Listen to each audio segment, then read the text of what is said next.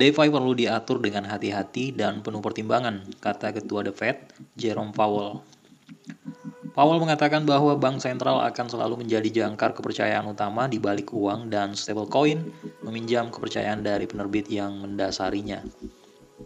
Ketua Federal Reserve Amerika Serikat Jerome Powell mendesak anggota parlemen untuk berhati-hati ketika mengatur keuangan terdesentralisasi atau DeFi saat berbicara di konferensi meja bundar yang diselenggarakan oleh Bank Sentral Prancis pada 27 September kemarin.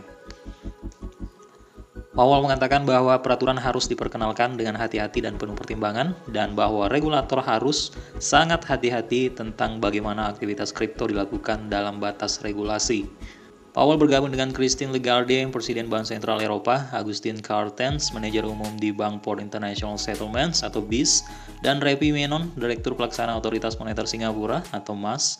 Para pemimpin bank sentral membahas bagaimana bank sentral dapat mengatasi tantangan stabilitas keuangan yang ditimbulkan oleh DeFi. Carstens dari BIS mengatakan bahwa DeFi memiliki masalah struktural dan kelemahan intrinsik, tetapi itu tidak berarti bahwa teknologi yang ada di belakang DeFi tidak berguna.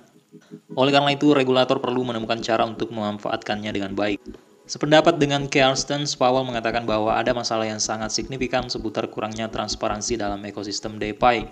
Saat ini, hubungan dan interaksi antara DeFi dan sistem keuangan tradisional sangat terbatas, kata Powell. Oleh karena itu, musim dingin kripto dan DeFi yang sedang berlangsung tidak memiliki efek signifikan pada sistem perbankan tradisional dan stabilitas keuangan yang lebih luas. Dia menambahkan, saya pikir itu menunjukkan kelemahan dan pekerjaan yang perlu dilakukan seputar regulasi dengan hati-hati dan penuh pertimbangan dan memberi kami sedikit waktu. Menurut Powell, di masa depan, pasar kripto akan tumbuh cukup besar untuk mengganggu stabilitas pasar keuangan. Itulah sebabnya ada kebutuhan nyata untuk peraturan yang lebih tepat. Pendekatan hati-hati Powell sejalan dengan Gubernur California Gavin Newsom yang memveto RUU minggu lalu, yang menyatakan bahwa regulasi kripto harus lebih fleksibel dan tidak boleh prematur. Powell mengatakan bahwa Federal Reserve menyukai inovasi yang bertanggung jawab, termasuk dalam produk terkait kripto. Layanan FedNow misalnya akan diluncurkan dalam setahun, kata Powell. FedNow akan memungkinkan pembayaran real-time melalui bank. Dia menambahkan, inti dari regulasi tentu saja adalah untuk menciptakan level playing field yang memungkinkan kita menuai manfaat dari inovasi sejati sambil menghindari jebakan penghindaran regulasi. Menurut Powell, pendekatan untuk mengatur cryptocurrency harus risiko yang sama, regulasi yang sama, karena banyak aktivitas kripto menyerupai aktivitas keuangan tradisional dan menanggung risiko yang sama. Mereka harus diatur dengan cara yang sama, katanya. Namun, dalam hal mengatur aktivitas kripto baru, seperti mengganti perantara dengan kontrak pintar yang menimbulkan risiko baru, Powell mengatakan, ada banyak pekerjaan dan banyak pemikiran yang harus dilakukan untuk menentukan praktik yang dapat diterima, mana yang cacat atau predator. Powell mengakui bahwa teknologi di balik DeFi berpotensi membawa perbaikan dan efisiensi ke sistem keuangan. Namun, dia mengatakan bahwa banyak dari efisiensi yang dijanjikan bersifat dangkal, diperoleh dengan menghindari kepatuhan terhadap peraturan atau mengabaikan resiko. Menon dan Lagarde keduanya mengatakan bahwa mereka menganggap stablecoin berada dari aset kripto tradisional seperti Bitcoin dan menganggapnya menjanjikan. Namun Powell berkata, bank sentral adalah dan akan selalu menjadi sumber kepercayaan utama di balik uang.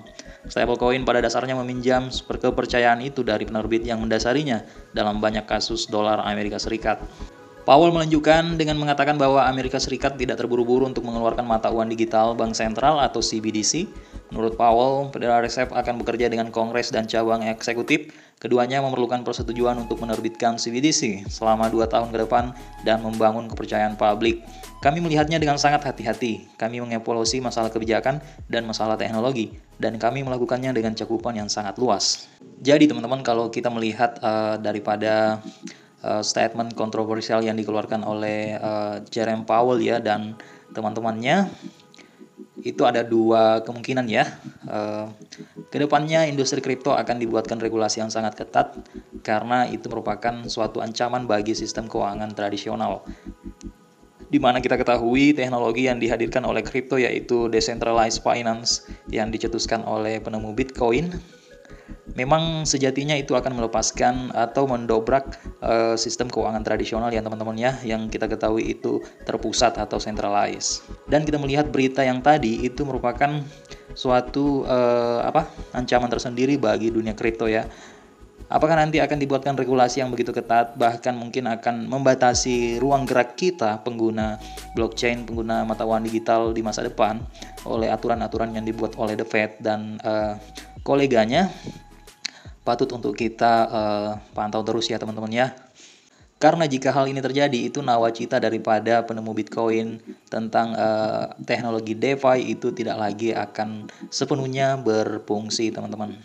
Dan jika kita lihat kondisi market cryptocurrency di CoinMarketCap di sini masih rontok semua, teman-teman nih.